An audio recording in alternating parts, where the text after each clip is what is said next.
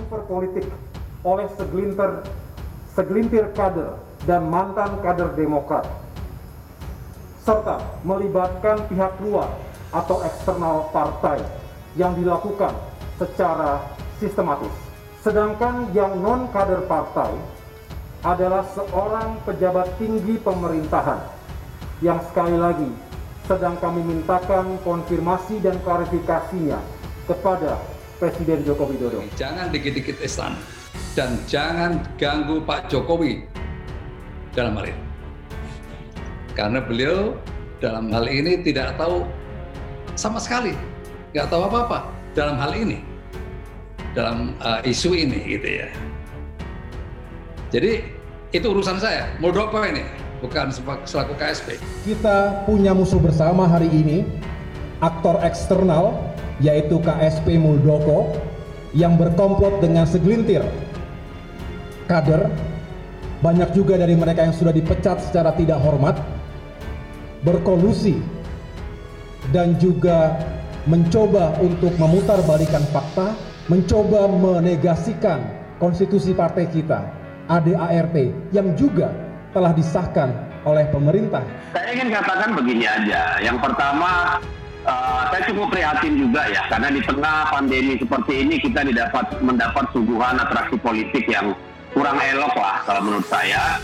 Sesuatu yang bersifat internal lalu dieskalasi menjadi tingkat nasional hanya dengan berdasarkan keterangan-keterangan yang belum tervalidasi dan belum dibuktikan gitu ya.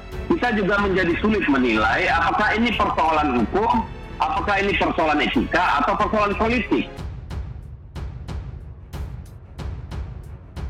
KSP sentil AHY cari simpati, Demokrat soroti peran buzzer era Jokowi. Tenaga ahli utama kantor staf Presiden Ade Irfan Pulungan mengatakan Partai Demokrat sengaja menyerang Presiden Joko Widodo untuk menarik simpati publik dan mendongkrak popularitas menjelang pemilu 2024. Ade menyebut pembangunan infrastruktur merupakan program berkesinambungan dari pemerintahan satu ke pemerintahan lainnya. Menurutnya, Presiden ke-6 RI Susilo Bambang Yudhoyono juga meneruskan program Presiden ke-5 RI Megawati Soekarno Putri.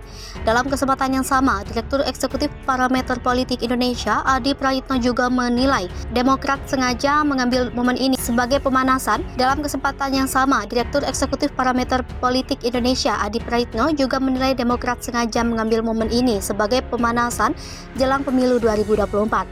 Kali ini, kata Adi, Demokrat mencoba menyerang salah satu program utama Jokowi sejak 2024 lalu, yakni pembangunan infrastruktur. Adi menyayangkan langkah itu lantaran mayoritas rakyat tidak mempedulikan capaian pemerintah sebelumnya. Rakyat menurutnya akan memilih calon pemimpin yang memiliki figur sederhana dan suka memberikan bantuan sosial.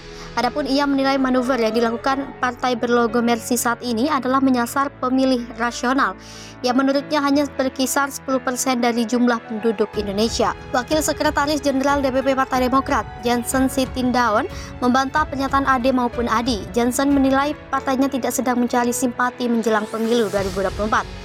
Jansen menjelaskan alasan AHY mengatakan hal tersebut karena menyerap suara kader-kader Demokrat yang mempertanyakan klaim berlebihan pemerintahan Jokowi terkait infrastruktur. Jansen mengatakan pemerintahan SBY juga berkontribusi dalam pembangunan infrastruktur di Indonesia.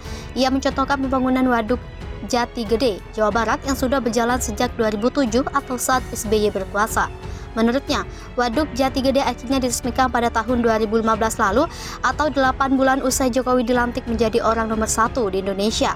Jansen menyebut tidak masuk akal dalam rentang waktu 8 bulan mampu merampungkan proyek waduk dengan luas lahan mencapai 4.900 hektar. Jansen kemudian menyinggung Jembatan Soekarno yang diresmikan oleh Jokowi pada Mei 2015 lalu Jembatan Merah Putih di Ambon pada April 2016 hingga Tol Cipali pada Juni 2015. Dalam kesempatan yang sama, anggota DPR dari fraksi PDIP, Adian Napitupulu, menambah sejumlah pernyataan yang disampaikan Jansen. Adian menyebut Waduk Jati Gede sudah mulai proses relokasi sejak tahun 1982 dan dilanjutkan desain pembangunan pada 1988. Adian juga mengoreksi pernyataan Jansen yang menyebut Tol Cipali merupakan tol terpanjang di Indonesia.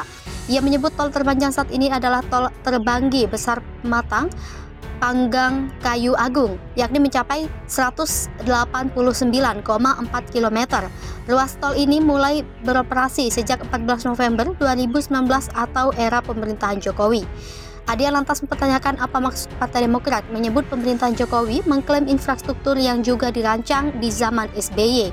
Ia memastikan pemerintahan Jokowi tak overklaim, melainkan menyampaikan pertanggungjawaban kepada publik. Bujukan elit Demokrat ke Golkar berujung penolakan.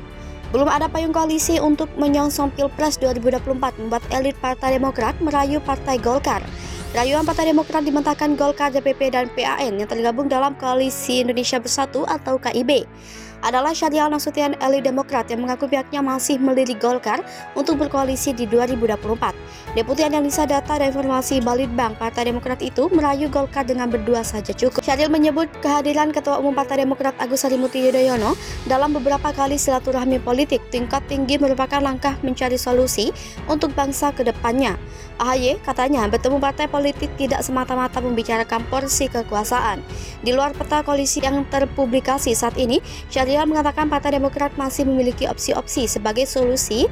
Salah satunya katanya koalisi dengan Golkar meskipun partai yang dipimpin Airlangga Hartarto itu kini sudah tergabung dalam KIB. Syahrial berromantisme dengan jalannya pemerintahan Presiden ke-6 RI Susilo Bambang Yudhoyono selama 2 periode yang ikut didukung Golkar. Menurutnya, pemerintahan SBY yang didukung Golkar berjalan baik.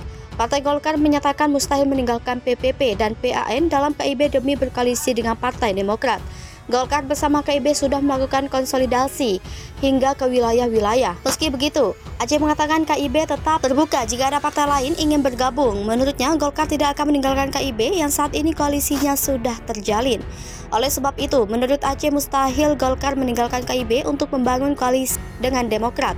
Ketua Bidang Fungsional DPP PPP, Syaifullah Tamliha, memastikan KIB solid. Tamliha menyebut KIB masih membuka ruang untuk parpol lain bergabung dan mengubah pola pikir menjadi rasional dalam menghadapi pemilu 2024. Tamliha menyebut PPP tak tergantung rayuan elit Demokrat ke Golkar untuk membuat koalisi baru. Anggota DPR RI itu menyebut PPP memegang prinsip operasi dalam menyambut Pilpres 2024 tak akan efektif jika terlalu banyak membuat pernyataan. Tamliha pun yakin tak akan ada parpol KIB. Tamliha pun yakin tak akan ada parpol KIB yang bakal berkhianat. Lebih lanjut, Tamliha menyampaikan pernyataan bernada menyindir untuk menanggapi rayuan elit Demokrat ke Golkar. Wakil Ketua Komisi 5 DPR itu menyebut parpol anggota KIB bukanlah partai kos-kosan yang punya pemilik sehingga dalam setiap keputusan tak tergantung kemauan pemiliknya. PAN bereaksi terhadap rayuan elit Demokrat kepada Golkar untuk membangun koalisi berdua saja. Ketua DPP PAN Saleh Partaonan Daulay menyinggung level Syahrial Nasution di internal Demokrat.